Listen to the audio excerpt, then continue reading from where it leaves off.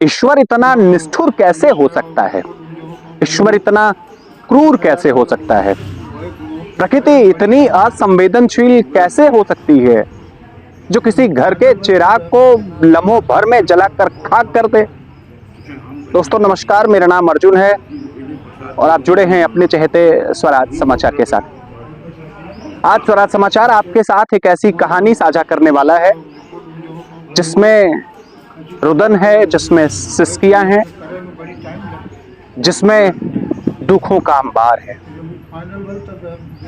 कल आप सभी को एक स्पेशल पेशकश में स्वराज समाचार ने धर्मापुर के बघंदरा से जुड़ी एक मार्मिक कहानी बताई, जिस कहानी में एक माँ जो अपने बेटों को 9 माह तक अपने गर्भ में पालती है, उसकी आंखों के सामने उसके बच्चे बड़े होते हैं।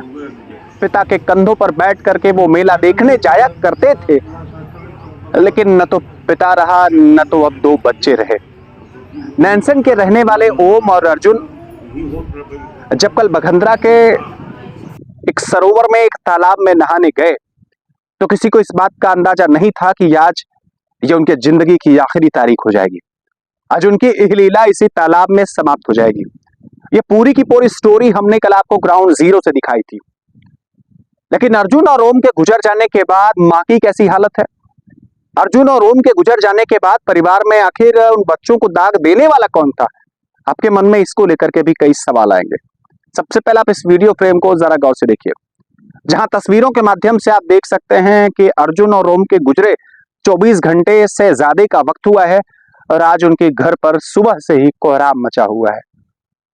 महिलाएं बड़ी संख्या में आई हैं, मां प्रियंका के कंधों पर हाथ रखे उन्हें समझाने का प्रयास कर रही हैं, लेकिन एक मां की आंखों के सामने से उसका चिराग चला जाए, उसका चिराग बुझ जाए, इससे ज्यादा दुख की बात क्या हो सकती है? कल ओम और अर्जुन जब तालाब में डूबने के बाद यहां से भेजे गए तो सबसे पहले चोरसन सीएचसी पर हो गए। चोरसन सीएचसी पर ले जाने के बाद कथित तौर पर डॉक्टरों ने उन्हें यही मृत घोषित कर दिया। उसके बाद जब उनका पीएम यानी पोस्टमार्टम किया गया तो वहां पर भी कहानी बिल्कुल साफ साफ दिख रही थी। लेकिन जब कल जौनपुर के घाटों पर, पचहटिया घाट पर उनका अंतिम संस्कार राम घाट पर हो रहा था, तो पूरा नैनसन रो रहा था, सारा कस्बा रो रहा था, पूरी नगर पंचायत रो रही थी, जौनपुर रो रहा था। हर किसी की आंखें नम थी और हर कोई बरबस ईश्वर को सिर्फ इतना कह रहा था कि आप इतने असंवेदनशील कैसे, आप इतने निष्ठुर कैसे? पहले तो पिता का साया छूटा बच्चों से, अब बच्चों ने भी घर को छोड़ दिया है। घर में रुदन का माहौल है, हर कोई ये जानना चाहता है कि आखिर वो बच्चे यहाँ से कैसे गए। हमने जब अंदर खाने से यह जानने की कोशिश की कि ओम और अर्जुन घर से कैसे निकले, तो लोगों ने बताया कि बाकायदा एक झोले में उन्होंने अपने बनियान, उन्होंने अपने अंडरवेयर, उन्होंने अपने कपड़े लिए। अब उसके बाद एक साइकिल पर बैठ करके गांव के पड़ोस के एक लड़के के साथ वो बघंदरा के उसी सरोवर के पास पहुंचे। सरोवर में जाने के बाद एक लड़का जो पास के गांव था वो तो वापस चला आया, लेकिन इन दोनों लड़कों ने न मालूम क्यों 11 और 13 साल की उम्र, आगे जीवन के कई बसंत देखने वाले, घर का चिराग बुझा है, वो गहरे पानी में अर्जुन जाता है, ओम बचाने की कोशिश करता है, ओम भी डूब जाता है और अर्जुन भी डूब जाता है। माँ प्रियंका बेसुध पड़ी है, उसका कोई सहारा नहीं दिख रहा है और बार बार यही प्रश्न आ रहा है कि हे ईश्वर, आपने ये क्या कर दिया? आपने जो कुछ किया वास्तव में वो अनर्थ कर दिया। इस परिवार के साथ मेरी बहुत सारी संवेदनाएं हैं।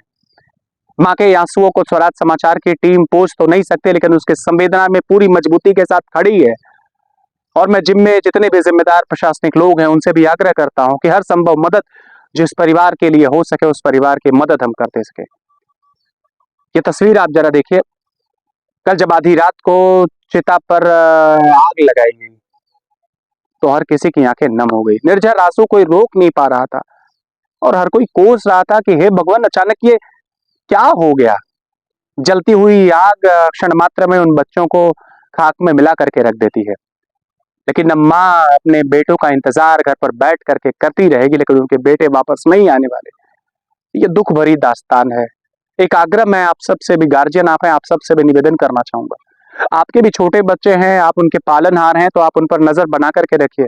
बगैर आपसे पूछे वो किसी गलत संगत में तो नहीं जा रहे, बगैर आपसे पूछे वो किसी तालाब में तो नहीं जा रहे, बगैर आपसे पूछे कोई वो गलत रास्ते पे तो नहीं जा रहे। आपका भी अपना दायित्व बनता है कि ऐसी तमाम घटनाओं से हम सभी सीख लें। जो कुछ हुआ उसके प्रति मेरी बहुत सारी सहानुभूति। नमस्कार।